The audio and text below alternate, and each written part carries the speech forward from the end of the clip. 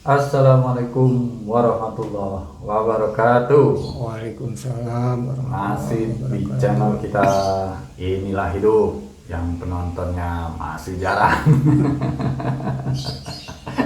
Oke guys, ketemu kembali nih, masih di suasana Ramadan guys. Sudah hari keberapa sih ya sekarang? Ke 10. Ya, jadi pengambilan video ini di hari ke-10 guys. Masih dengan segmen apa bang? Obrolan Bakar, bakar, obrolan obrolan orang orang halu halu bareng kameramen. Kita masih ngomong-ngomong hal-hal yang banyak diobrolin orang guys, yang banyak di istilahnya viral, banyak diomongin, diobrolin, baik dimanapun, di acara TV sekalipun. Nah, tentang apakah itu? Nah, sekarang kita obrolin tentang hal-hal yang berhubungan tentang pengobatan. Nah, kameramen ini kebetulan kemarin juga baru sakit nih. Beliau termasuk orang yang gampang sakit. Emang secara lahir ada yang aneh-aneh bang? Waktu dulu, secara bawaan lahir ada kelainan apa di dalam organ tubuh atau apa di dalam organ dalam? Setahunya nggak ada kelainan dalam tubuh itu. Paru-paru, jantung sehat semua ya? Alhamdulillah sehat semua. Ya.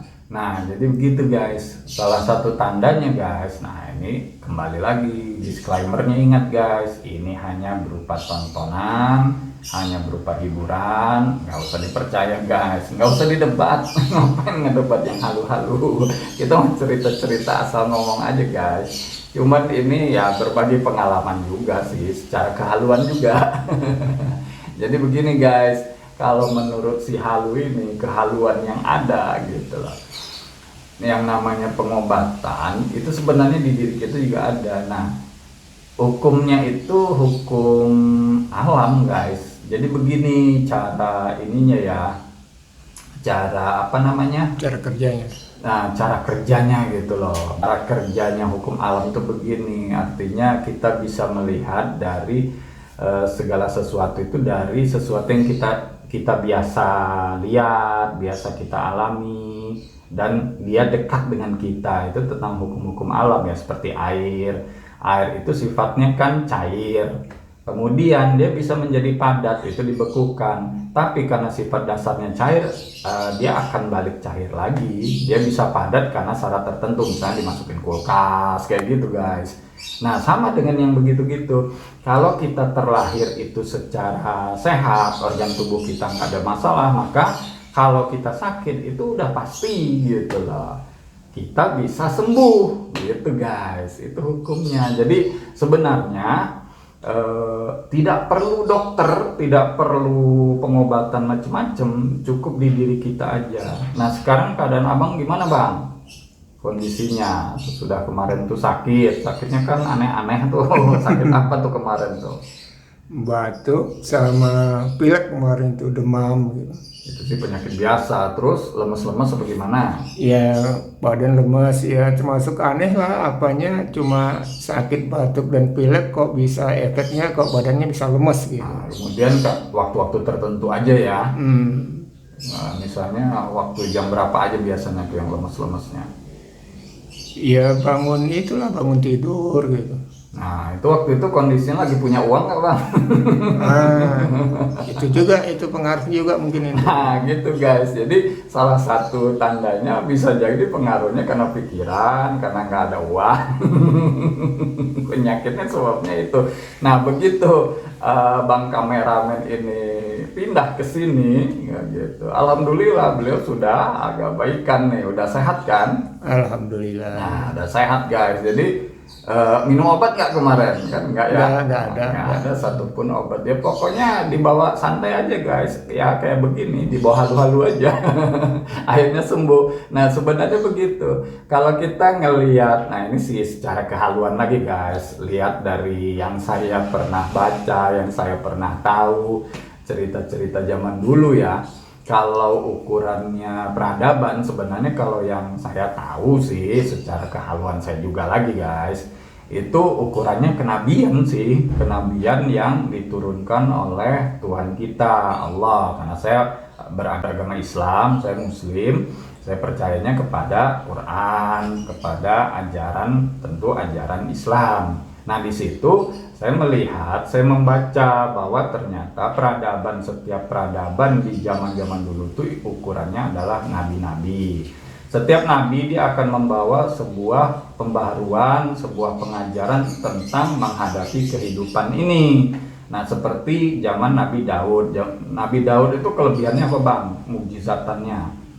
Bisa melunakkan besi. Nah kayak gitu. Nah dengan dia bisa melunakkan besi, ternyata besi itu bisa dijadikan baju. Di zaman itulah orang-orang mulai mengenal bahwa besi ternyata bisa dimanfaatkan untuk baju. Sebelumnya ya orang hanya menggunakan untuk palu, untuk benda-benda misalnya bangunan atau apa dan segala macamnya gitu, untuk senjata atau apalah gitu. Nah baru di zaman itu, karena peradabannya itu ada pembaharuan, kemudian ada peradaban baru gitu. Itu ukurannya kenabian, setiap nabi seperti itu, dari mulai Nabi Nuh, Nabi Sulaiman, Nabi Zakaria dan nabi-nabi lainnya. Nah itu ukurannya adalah begitu, itu yang saya tahu. Ini balik lagi secara kehaluan juga sih guys, mau percaya mau enggak apa-apa ya, jangan dipercaya gitu. Nah kemudian tentang pengobatan, ternyata kalau yang saya lihat tidak ada satu nabi pun yang dia mengajarkan pengobatan, artinya dia berprofesi sebagai seorang pengobat gitu loh. Apakah disebutnya dokter, tabib, kayak dukun, kayak belum pernah. Abang pernah nggak dengar ada nabi yang profesinya mengobat? Belum pernah dengar. Belum pernah tahu ya. Dalam pengajian juga kita belum pernah dengar kan ya. Iya. Bahkan dalam ini pun ya, yang menurut kisah bahwa Nabi Isa itu bisa mengobati gitu, itu tidak terus-terusan gitu loh. Tidak selalu dia mengobati ya. Kan nggak mungkin kemukjizatannya misalnya menghidupkan orang mati, kan nggak semua orang mati dia hidupin. Kan iseng banget gitu. Orang mati hidupin, orang mati hidupin, kan nggak kayak begitu.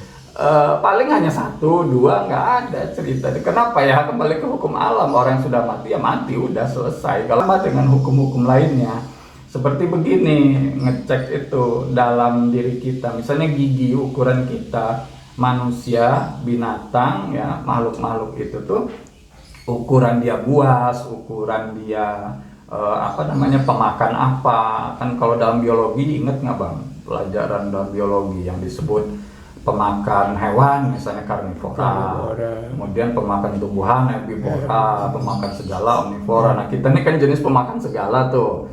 Nah itu bisa diukur dari gigi abang yang taring ada berapa? 4 kalau nggak salah. 4, 2 di atas, 2 di bawah gitu loh. Nah itu menandakan kita ini bisa memakan binatang, bisa makan hewan ya, seperti ayam, makan kambing, tapi ukurannya hanya sedikit. Coba lihat binatang buas yang dia memakan binatang gitu. Itu semuanya coba aja lihat di kucing ya. Kucing tuh apa coba? Giginya kan taring semua tuh.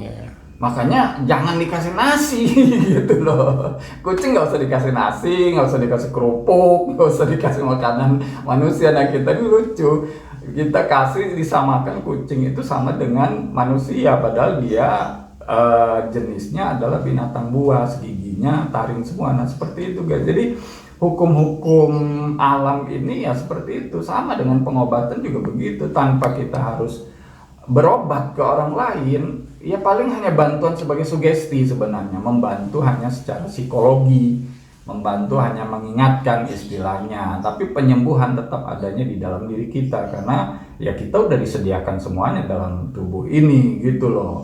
Gimana bang, setuju? Setuju. Nah jadi dari pengalaman sakit abang gimana tuh? Apa yang abang rasakan sudah ya dari sakit kemudian bisa sembuh kan tanpa obat tuh? Apa yang proses apa tuh gitu loh sampai bisa sembuh? Kan tiba-tiba tuh istilahnya tidak mengalami sesuatu perubahan yang dalam ya seperti obat, dengan obat langsung sembuh misalnya, langsung ada perubahan. Kalau ini kan bagaimana? bertahap sih prosesnya, jadi nggak langsung sembuh gitu. Ya gitu, karena dikembalikan kepada rutinitas, keadaan kita, cara berpikir kita juga guys. Nah jadi seperti itu guys. Nah jadi kalau kita mau sembuh, kalau kita mau bebas dari penyakit sebenarnya gampang guys. Kuncinya ada di diri kita. Nah jadi seperti itu guys, nggak perlu lagi ke dokter, nggak perlu lagi ke dukun, nggak perlu lagi kemana-mana. Kita sendiri sebenarnya bisa, asal kita mau belajar gitu guys. Nah jadi seperti itu. Oke guys, segitu dulu aja dari kita, dan terima kasih. Wassalam.